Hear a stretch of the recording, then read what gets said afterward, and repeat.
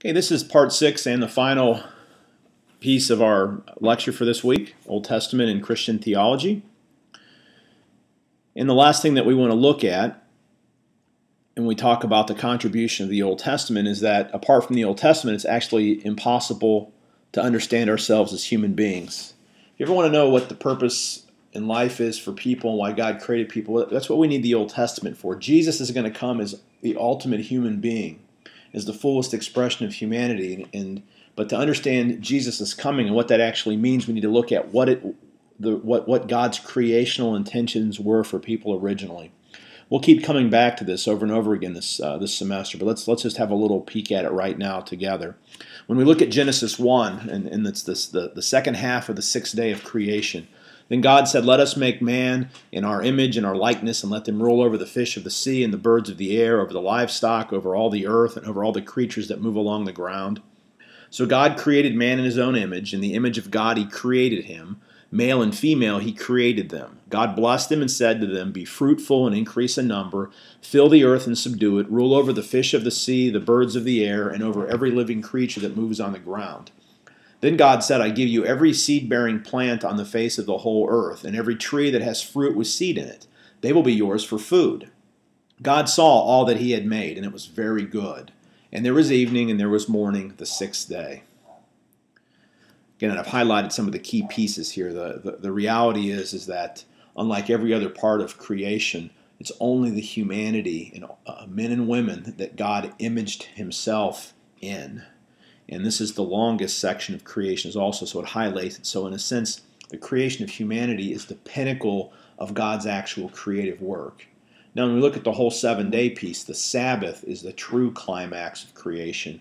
But as far as the 6 days where God creates things, the creation of humanity is the pinnacle. So God creates humanity in God's image. And what this essentially means, and you can read theology books make a big deal about image, but when it comes right down to it, the word for image is essentially a visible representation of something else. And so at its basis level, what it means to be created in God's image means that we were created to point the rest of creation to God. It was only in men and women that God imaged himself. So we're to function as God's representatives. And if you look at carefully again at chapter 1 and those verses in 26 to 31 of Genesis, that was our vocation. We were to be God's visible ambassadors over creation. Now, God's desire is to create a missional community that reflects his character. That's the essence of what image is. So it's going to be a combination of a purpose, that we are created to be God's visible representatives, his stewards over creation, his ambassadors.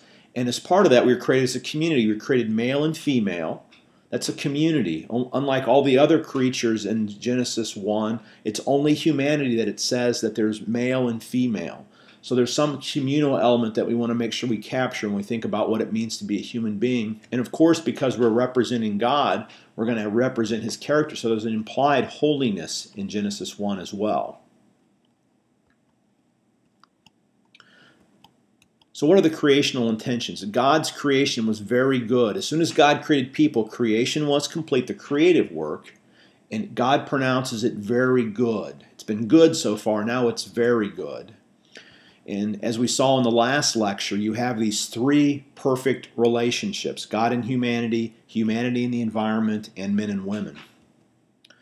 So what's Imago Dei mean? It means that you're going to always know at least 3 things about every person you meet. Where every person is created in God's image, which means we were created for a mission. We were created as God's visible representatives. In Philippians, Paul talks about us shining like stars in the sky.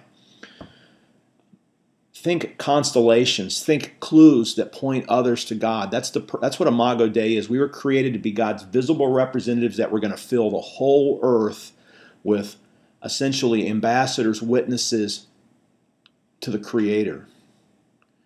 So we talked about it.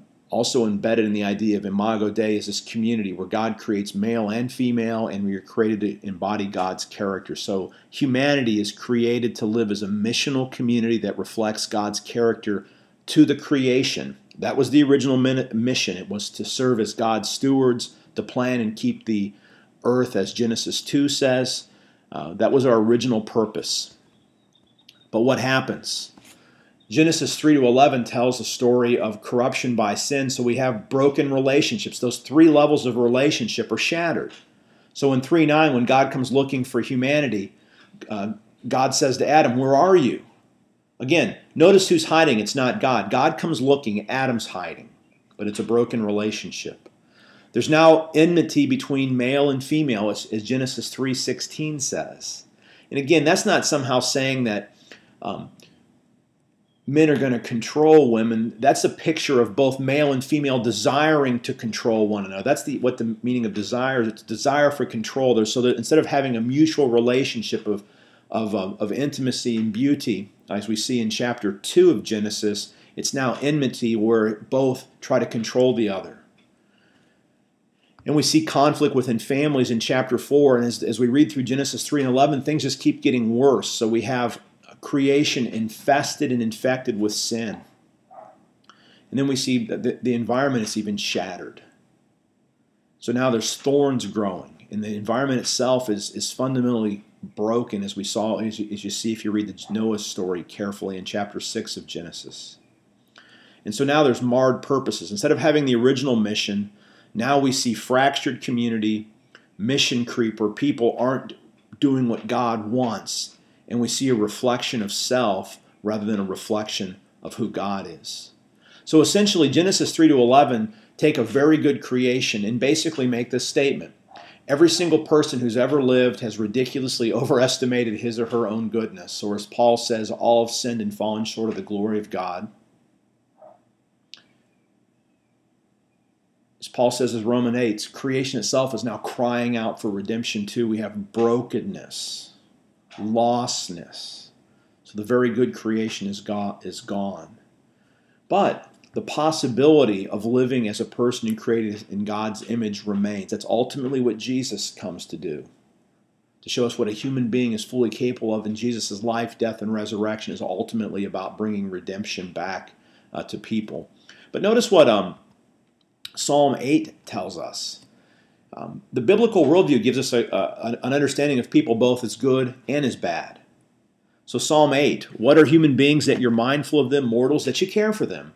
Yet you've made them a little lower than God and crowned them with glory and honor. You've given them dominion over the works of your hands. You've put all things under their feet, all sheep and oxen, and also the beasts of the field, the birds of the air and the fish of the sea, whatever passes along the paths of the sea. Did you capture what the psalmist is actually praising God for? It's for the wonder and beauty that he created humanity with. Now, what does that make sense of? What this is basically saying is that people have a capacity for good, but as the scriptures say, everyone sins. So the Bible has this balanced view. Now, what does the New Testament do with Psalm 8? The book of Hebrews sees this as ultimately talking about Jesus as the ultimate human who comes and lives the fully human life. And what does that mean? It means that Jesus comes and ultimately fulfills humanity's role of pointing to God, but profoundly, Jesus is God. He's God incarnate, and his life, his death, and his resurrection begins to make it possible for us, if we open ourselves up to the work that God wants to do in our lives, to begin to live as the people that God created us to be. So apart from the Old Testament, it's impossible to understand what a human being really is supposed to be. We're a missional community that reflects God's character, originally to the creation, but post Genesis 3 to 11, when God's mission kicks in with Israel and ultimately the coming of Jesus, our role now is to be a missional community that reflects God's character to, for, and in among the nations. So we now become witnesses, which is exactly what God had intended for us when he originally created us. We're created in God's image. And let me know if you have any questions on this lecture.